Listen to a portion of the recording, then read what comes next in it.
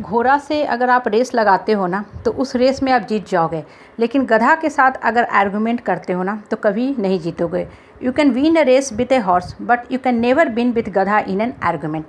हर इंसान अलग अलग होता है और हर आदमी की अपनी ओपिनियन होती है, अपनी इच्छा होती है, अपनी आकांक्षा होती है।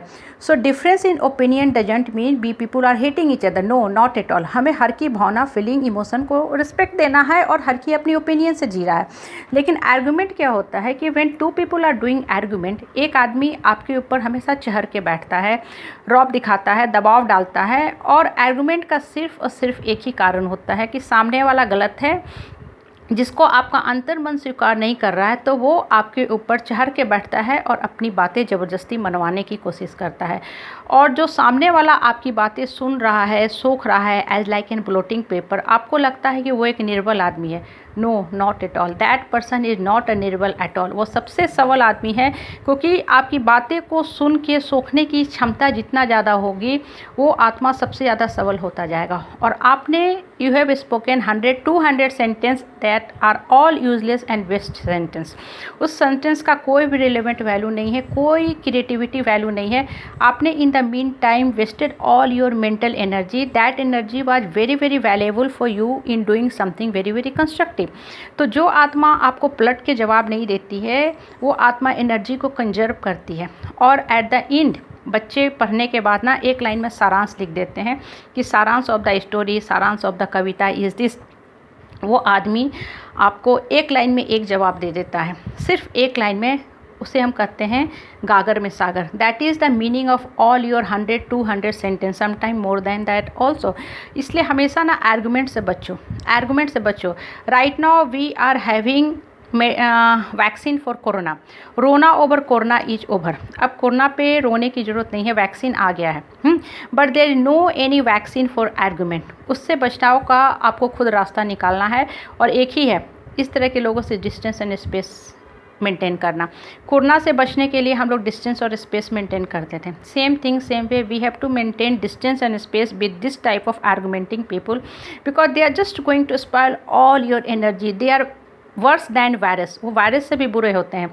वायरस के लिए तो so many vaccine is available, लेकिन किसी के मानसिक इलाज के लिए, आर्गुमेंटिंग पीपल के लिए कोई भी वैक्सीन नहीं है, ना हमारे लिए ना उनके लिए। Only thing is that maintain a distance. We are first a human being, relationship comes later on. पहले हम एक इंसान हैं, हमें इंसान के रूप में आज़ादी से जीने का हक है। रिलेशनशिप बाद में आता है, जिसे हम अपने अच्छे थॉट्स, फीलिंग, इमोशन और राइट बॉन्डिंग से उसको सही महत्व देते हैं, उसको साथ एक स्ट्रॉन्ग बॉन्डिंग क्रिएट करते हैं।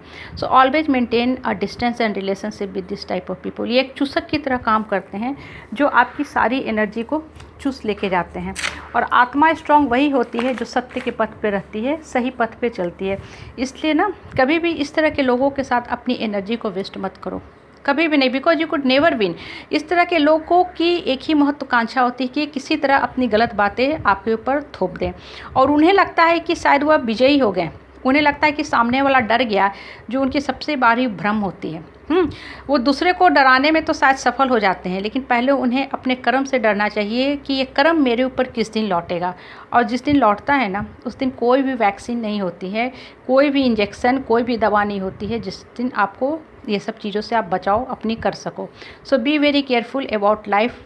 Give other people also the chances to live and make their life meaningful one.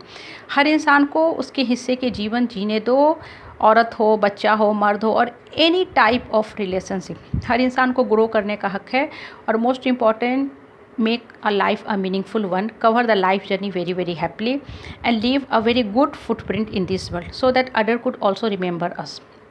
इसलिए जियो और जीने दो, और किसी को मानसिक रूप से कभी भी ना इमोशनली जो है उसके स्तर को नीचे मत गिराओ। हर इंसान जीवन में बढ़ना चाहता है और सुख से रहना चाहता है। So be very careful about life, क्योंकि आज आप दूसरे को तो परेशान कर रहे हो, लेकिन जब आपके ऊपर वो परेशानी आएगी ना, तो आप बच नहीं पाओगे। क्योंकि सामने वाला हो सकता है आत्मबल को मजबूत करके अपने लिए वैक्सीन तैयार कर लिया है, but what about you? It's a very very big question mark. So be very careful while you are doing false argument with anyone. You are having right to just give your opinion, not control anyone. So be happy and leave other also happily.